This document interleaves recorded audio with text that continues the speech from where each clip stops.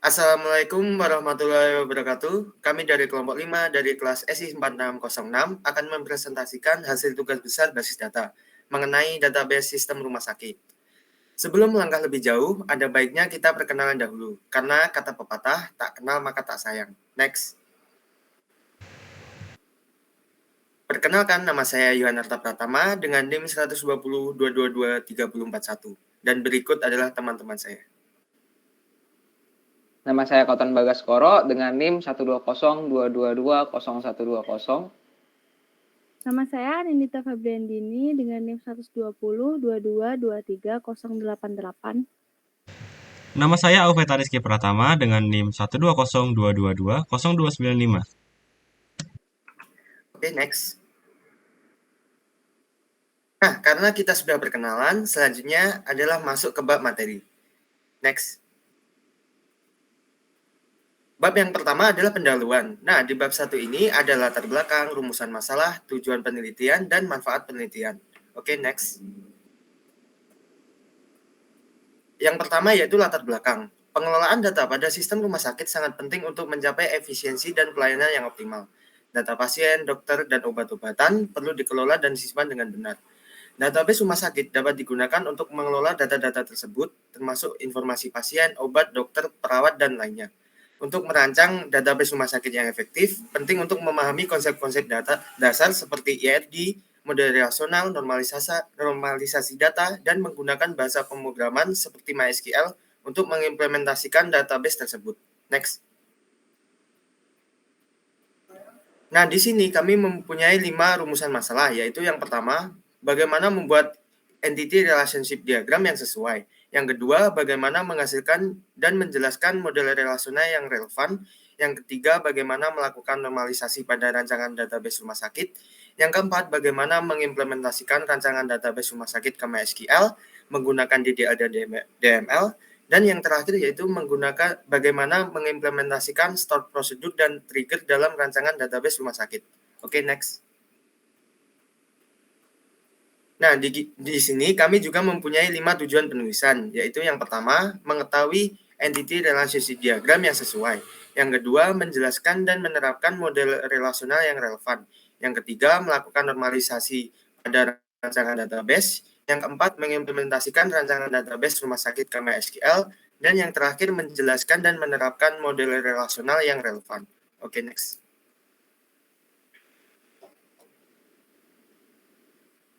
Untuk manfaat penelitian sendiri, yaitu yang pertama, meningkatkan pemahaman tentang konsep Entity Relationship Diagram atau ERD dan model relasional dalam konteks rumah sakit. Yang kedua, menyajikan teknik dan langkah-langkah normalisasi yang tepat untuk mencapai struktur database yang baik. Yang ketiga, memberikan pengetahuan praktis tentang implementasi database rumah sakit menggunakan MySQL. Yang keempat, yaitu memahami dan mampu mengimplementasikan stored prosedur dan trigger untuk mengotomisasi data dalam lingkungan rumah sakit, dan yang terakhir yaitu memberikan kesimpulan mengenai hasil analisis dan perancangan sistem database rumah sakit. Oke, next. Nah, yang selanjutnya yaitu bab 2 tentang analisis dan perancangan sistem. Oke, next. Untuk subbab yang pertama yaitu entity relationship diagram. Oke, next.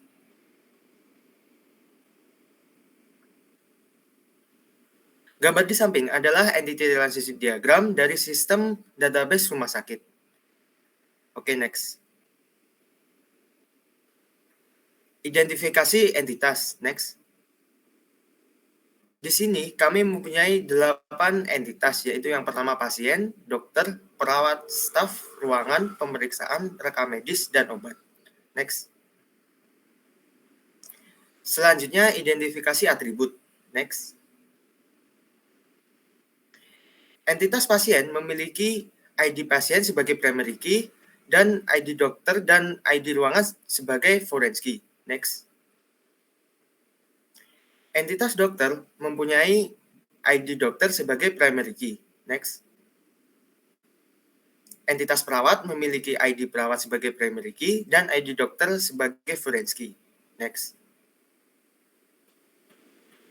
ID ruangan memiliki entitas ruangan memiliki ID ruangan sebagai primary key. Next.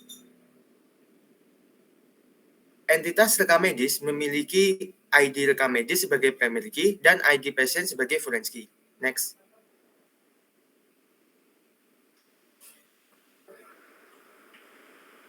Dan yang terakhir yaitu entitas obat memiliki ID obat sebagai primary key. Oke, next.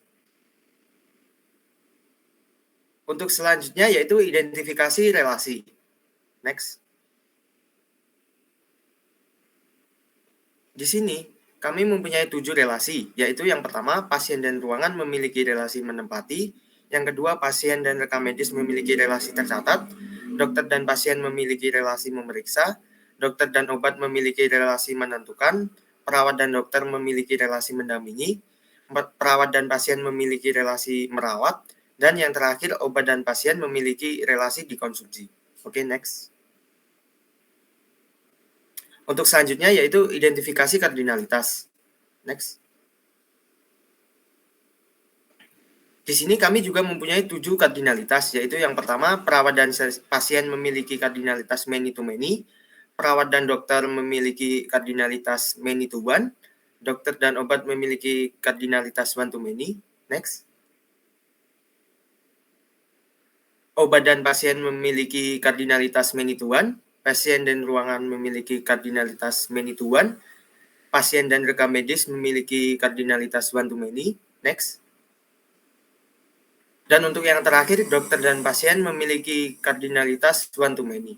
Oke, next. Oke, untuk yang selanjutnya akan dijelaskan oleh teman saya yang bertugas. Terima kasih. Oke, selanjutnya akan dilanjutkan oleh saya. Di sini pada sub model relasional. Next. Ini adalah hasil model relasional dari sistem database rumah sakit kelompok kami. Next. Selanjutnya ada penjelasan relasional model.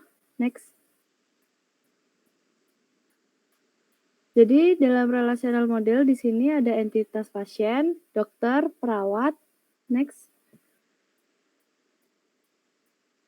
Ada entitas ruangan, rekam medis, obat. Next. Dan juga entitas merawat. Next. Lalu pada sub selanjutnya yaitu normalisasi. Next. Yang pertama ada anormal form atau UNF. Next. Ini adalah hasil normalisasi pada bagian tahap UNF dari kelompok kami. Next. Yang selanjutnya ada first normal form atau 1NF. Next. Ini adalah hasil dari first normal form dari kelompok kami dan juga penjelasan fungsional dependensinya. Next. Lalu yang selanjutnya ada 2NF atau second normal form. Next. Ini adalah hasil dari second normal form dari kelompok kami. Dan juga terdapat penjelasan fungsional dependensinya. Di sini tabel-tabel sudah mulai dibentuk sesuai kategorinya atau entitasnya. Next. Lalu yang terakhir atau tahap ketiga yaitu third normal form atau 3NF. Next. Ini adalah hasil dari 3NF dari kelompok kami. Next. Dan selanjutnya ada hasil akhir dari normalisasi. Next. Hasil akhirnya terdapat normal tabel dengan jumlah 7 tabel, yaitu ada tabel dokter, tabel pasien, tabel perawat, tabel obat, tabel rekam medis, tabel ruangan, dan tabel merawat. Next. Yang selanjutnya ada implementasi MySQL. Next.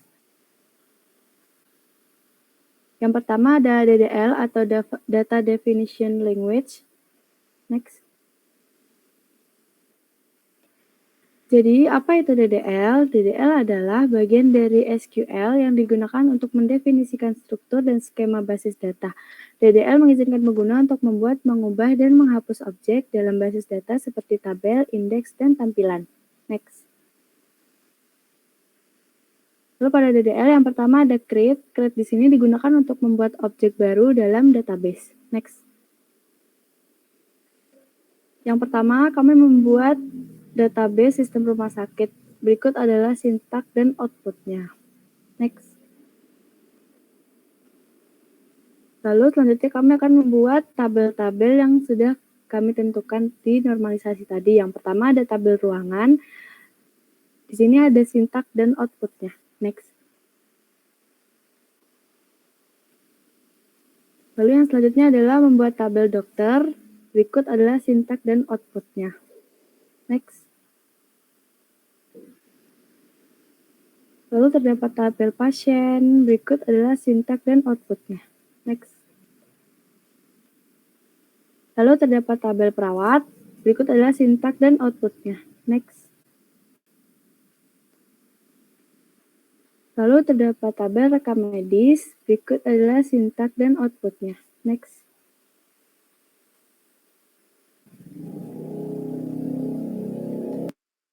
Lalu terdapat tabel obat, berikut adalah sintak dan outputnya. Next.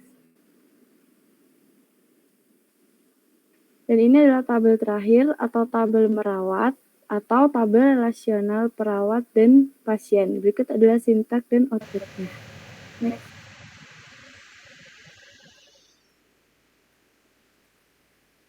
Lalu selanjutnya akan dijelaskan oleh rekan saya. Terima kasih. Ya, selanjutnya akan dijelaskan oleh saya. Nah, yang akan saya jelaskan yaitu adalah alter. Next. Nah, yang pertama itu ada menambahkan foreign key dari tabel perawat ke tabel dokter menggunakan alter table. Next. Lalu menambahkan foreign key dari tabel rekam medis ke tabel pasien. Berikut adalah sintaks dan outputnya. Next.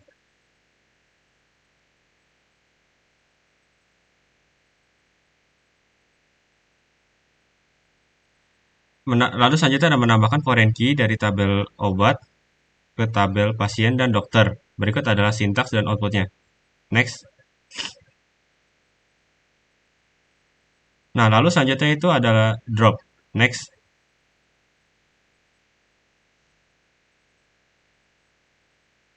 Nah, yang pertama itu ada menghapus kolom alamat dokter.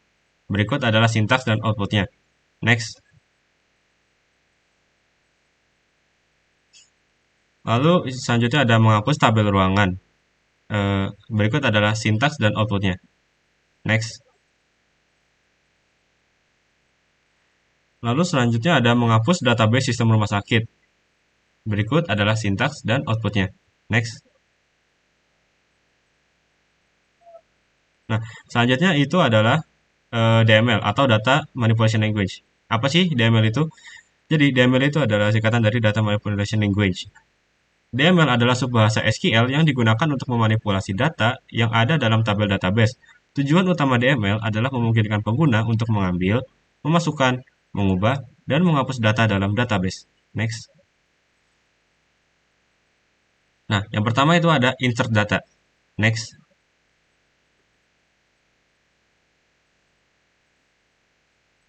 Nah, yang pertama itu kita insert data ke tabel dokter. Berikut adalah sintaks dan outputnya. Next. Lalu yang kedua itu ada insert data ke tabel pasien. Berikut adalah sintaks dan outputnya. Next. Lalu selanjutnya ada insert data ke tabel pasien, ke tabel perawat. Berikut adalah sintaks dan outputnya.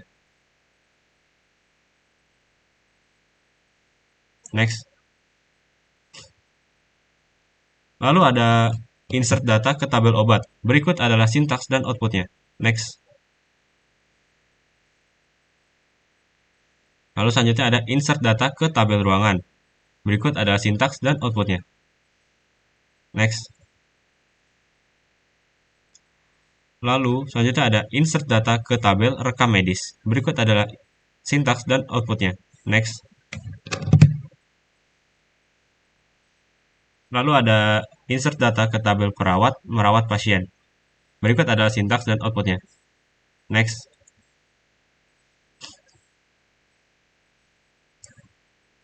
Lalu selanjutnya itu adalah select data. Next. Nah, yang pertama itu kita akan menselect tabel dokter. Next.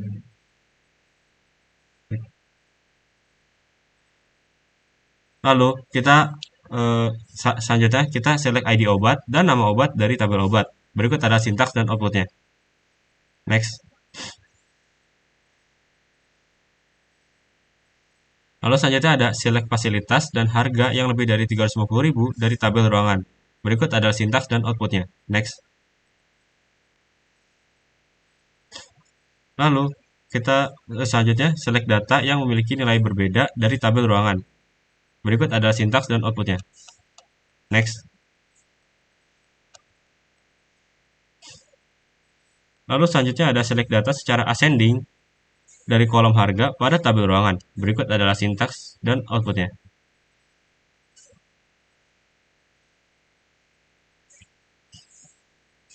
Lalu, kita menggunakan operator N pada kolom harga dan kapasitas dari tabel ruangan.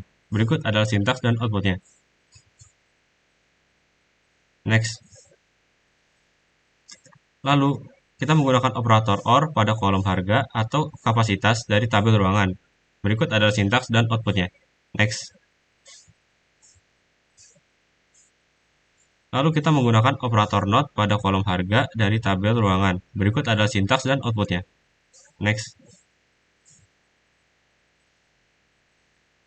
Selanjutnya kita menggunakan operator union pada kolom jenis dan kapasitas dari tabel ruangan. Berikut adalah sintaks dan outputnya. Next.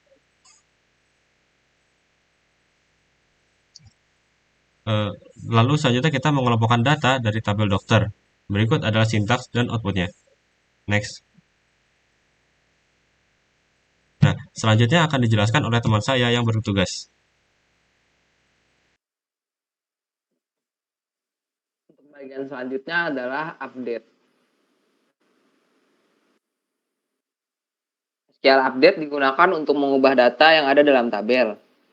Ini adalah perintah yang berguna ketika pengguna ingin memperbarui nilai-nilai dan kolom tertentu dalam tabel. Dalam perintah update, Anda akan menentukan tabel yang ingin Anda ubah, kolom-kolom yang ingin perbaharui, dan nilai baru yang Anda berikan. Berikut adalah salah satu contoh data pada tabel dokter. Kemudian mengupdate salah satu data pada tabel obat dengan menggunakan satu kondisi, where. Kemudian mengupdate salah satu data pada tabel perawat menggunakan dua kondisi. Kemudian ini merupakan contoh mengupdate tabel ruangan dengan kondisi 0. Kemudian ada delete. Perintah delete digunakan untuk mengubah data yang ada dalam tabel dengan cara menghapus suatu record tertentu. Berikut adalah contoh menghapus satu data pada tabel perawat dengan satu kondisi menggunakan where. Kemudian berikut adalah contoh menghapus satu data dalam tabel perawat menggunakan dua kondisi, menggunakan where dan and. Kemudian adalah join. Join digunakan untuk menggabungkan data dari dua atau lebih tabel berdasarkan hubungan antara kolom-kolom mereka. Join memungkinkan kita untuk mengambil data yang terkait dari berbagai tabel dalam suatu query. Ada berbagai jenis join yang umum digunakan seperti inner join, left join, right join, dan full join. Masing-masing memiliki cara kerja dan hasil yang berbeda. Berikut merupakan salah satu contoh menggunakan inner join. Begini merupakan SQL dan ini merupakan outputnya. Ini salah satu contoh menggunakan left join. Berikut sintaks dan outputnya. Kemudian ada contoh menggunakan right join. Berikut ada sintaks dan outputnya. Kemudian dengan full outer join, berikut sintaks dan outputnya. Kemudian subquery. Subquery adalah sebuah query select yang tertanam pada query utama. Subquery digunakan untuk mengambil data dari tabel lain atau hasil query lain sebagai bagian dari query utama. Subquery dapat digunakan dalam klausa where, from, atau having. Mereka membantu kita dalam menyelesaikan masalah kompleks atau mengambil data yang tergantung pada kondisi-kondisi lain. Kemudian ada implementasi, stored procedure, dan trigger. Stored procedure adalah kumpulan pernyataan SQL diberi nama dan disimpan dalam database. Stored procedure memungkinkan kita untuk mengorganisir pernyataan-pernyataan SQL yang kompleks dalam satu unit dan dapat dipanggil dengan mudah tanpa mengulangi kode-kode yang banyak. Berikut adalah contoh sintak SQL stored procedure untuk tambah pasien. Kemudian trigger. Trigger adalah sebuah blok kode yang dieksekusi secara otomatis ketika suatu peristiwa tertentu terjadi pada tabel. Peristiwa tersebut dapat berupa insert, update, atau delete. Trigger berguna untuk mengambil tindakan yang ditentukan ketika perubahan data terjadi pada tabel. Berikut adalah sintaks SQL trigger tambah rekam medis yang akan dieksekusi ketika terdapat record baru pada tabel pasien. Dan berikut merupakan contoh implementasi stored procedure menggunakan call. Dan berikut outputnya. Dan ini hasil dari trigger tambah rekam medis. Kemudian selanjutnya adalah kesimpulan. Setelah melalui percobaan yang kami lakukan, dapat disimpulkan bahwa yang pertama, pentingnya membuat IRD untuk memvisualisasikan entitas, atribut, dan relasi pada database. Kemudian model relasional dibuat menggunakan tabel, kolom, dan relasi untuk mempresentasikan data dalam database menggunakan primary key dan foreign key. Kemudian proses normalisasi dilakukan untuk memastikan bahwa struktur data bebas dari anomali dan redundansi. Kemudian yang keempat adalah stored procedure dapat meningkatkan kinerja dan mengurangi pengulangan kode. Dan yang terakhir adalah trigger adalah objek database yang diaktifkan secara otomatis oleh peristiwa tertentu seperti operasi insert, update, atau delete pada tabel.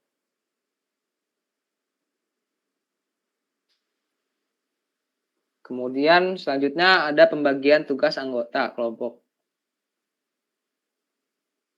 Masing-masing dari kami mengerjakan secara bersamaan. Jadi masing-masing dari kami melakukan kontribusi yang setara. Dan berikut adalah pembagian tugas secara terperincinya.